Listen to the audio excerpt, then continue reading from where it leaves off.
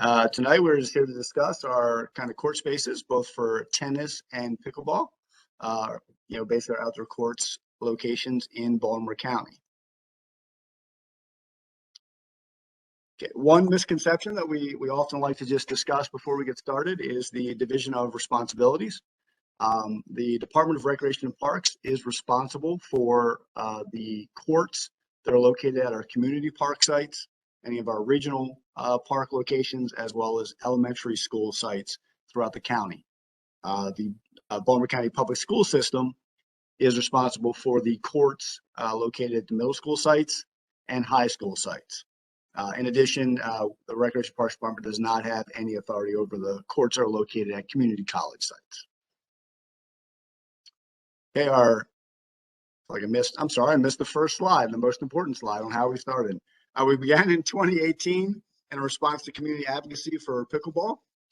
Originally, we identified and completed over 30 courts for dual use, where we overlaid pickleball lines on existing courts. And this included both an indoor and outdoor locations for pickleball.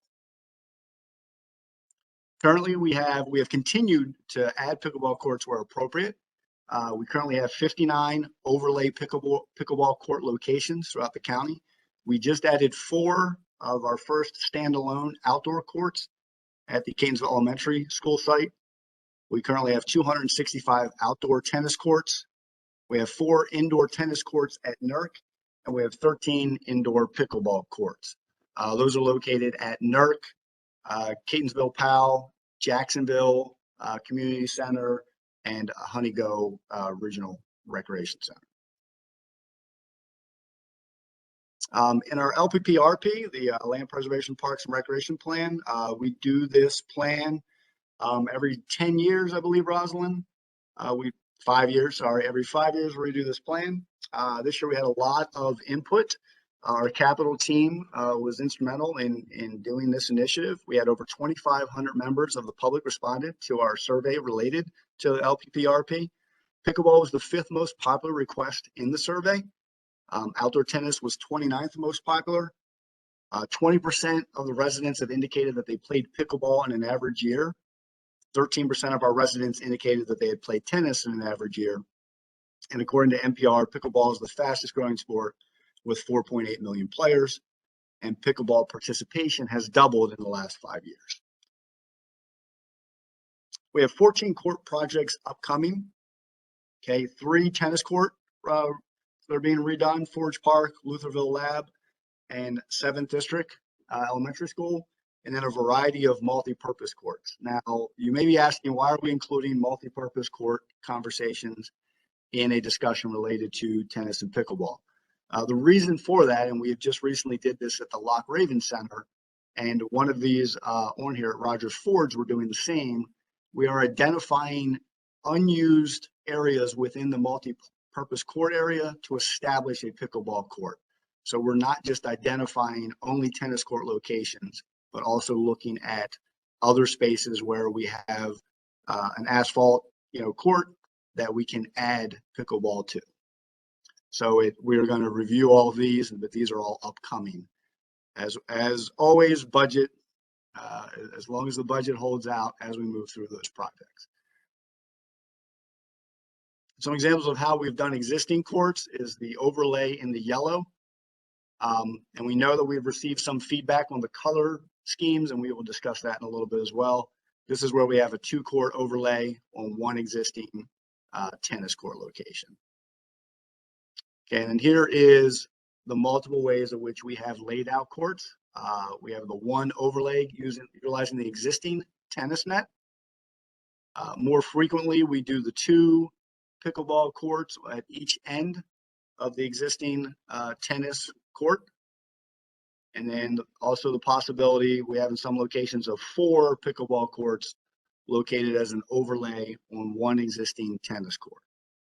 It should be noted that in these 2 options, there is no permanent netting in place, and the existing tennis net is obviously not usable.